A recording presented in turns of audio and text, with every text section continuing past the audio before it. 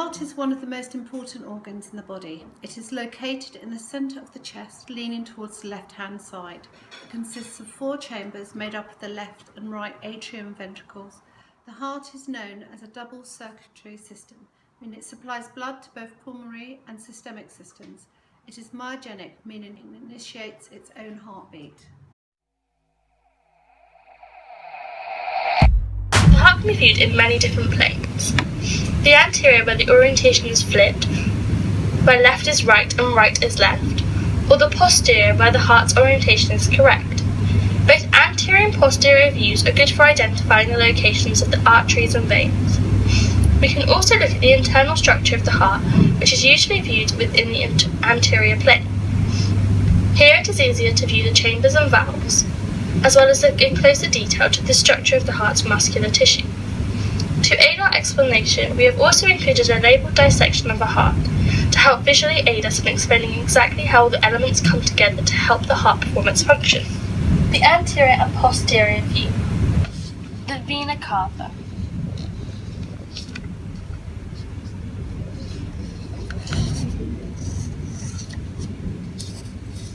And right atria, here being the left atria and the right atria. The left and right ventricles and right ventricles, the apex of the heart, and the pericardium, which is the strong fibrous layer which encloses and protects the heart. The interior view of the heart. The left atrium is located in the right anterior side of the heart.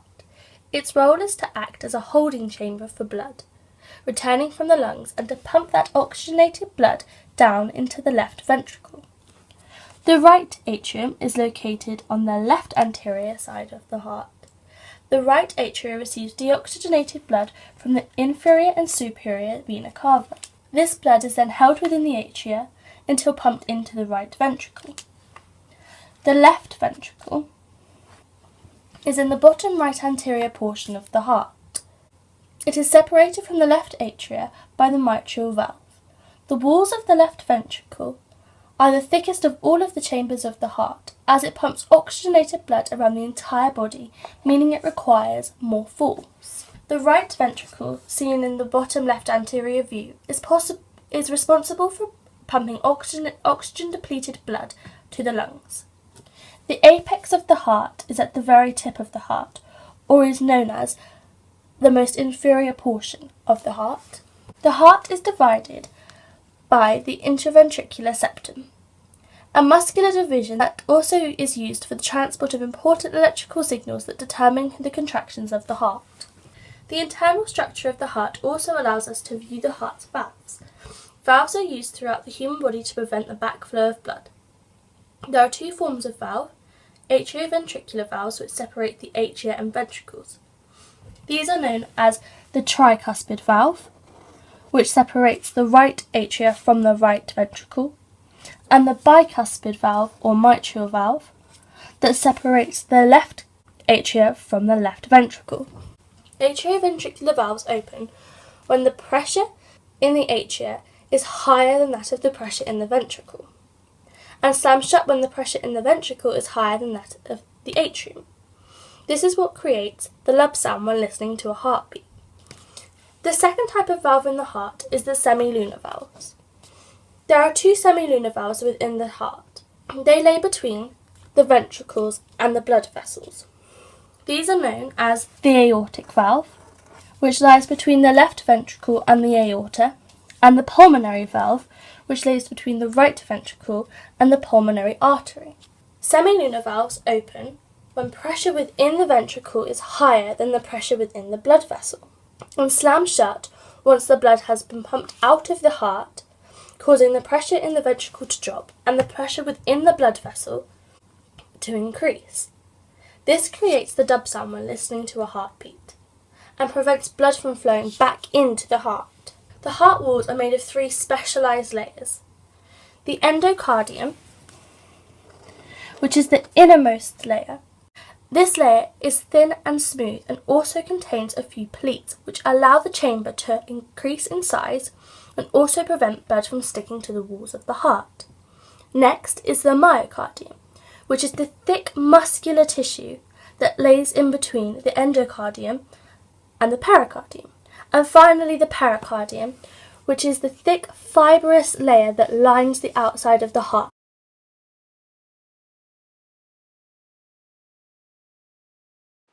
The heart rate can be defined as the number of times the heart beats per minute.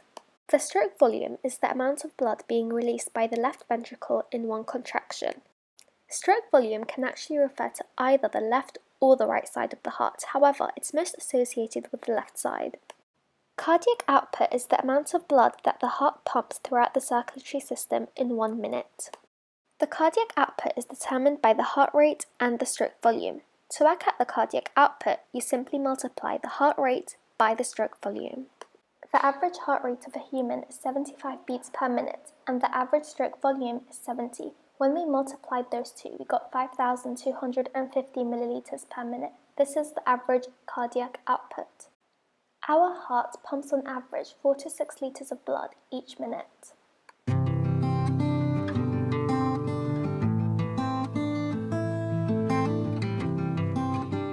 The P wave shows the excitation of the sinoatrial node, which, in turn, causes the atria to contract. The sinoatrial node is a small patch of tissue that generates an electrical impulse at regular intervals, roughly 55 to 80 times a minute. The P wave represents atrial depolarization. This is the electrical activity which causes the initiating portion of the heart's contraction. In simpler terms, the P wave indicates the conduction of electrical impulses from one specific part of the heart to another. Wave of excitation initiated by the SAN, also known as the sinoatrial node, travels across both atria, causing atrial systole, which is the contraction of the atria. The impulse is then delayed at the AVN, known as the atrioventricular node, by the non-conducting tissues. This is shown by a short period of inactivity. The third section of the ECG is known as ventricular depolarization. It is represented by the sharp spike labelled QRS. The QRS complex can also be referred to as ventricular systole. In this phase, the wave of excitation has been passed on to the atrioventricular node, where it then travels down the specialized conducting tissue known as Purkinje fibers, located in the intraventricular septum. The excitation wave travels to the apex, where it then branches off and travels up the walls of the ventricles, causing them to contract, pushing blood up and out of the semilunar valve. Due to the sharp change in pressure, the atrioventricular valves remain closed, as the semilunar valves are forced open, allowing blood to flow up to the heart. This stage of the ECG shows the heart is resting to allow it to refill. Stage 5 is where repolarization of the apex occurs. This is where the ions return to their resting state, hence relaxing the myocardial muscle. However, the ventricles become unstable at this stage, which causes the peak of the T wave to its initial downfall. Ventricular repolarization is complete and heart can refill with blood before next cycle. This is known as diastole.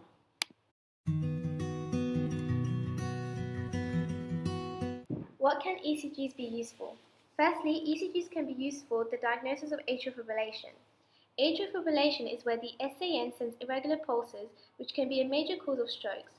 This can also lead to blood clots forming in the atria.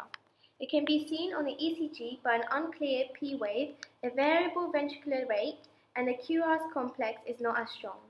Lastly, it's used for indication of heart attack. Electrocardiograms can help identify if a patient has had a heart attack in the past. Indication of a heart attack would be revealed by an elevation of the ST section of an ECG. Hypertrophy. Hypertrophic cardiomyopathy is an inherited disease where the heart's muscle becomes thickened. This can cause shortness of breath and tightness in the chest.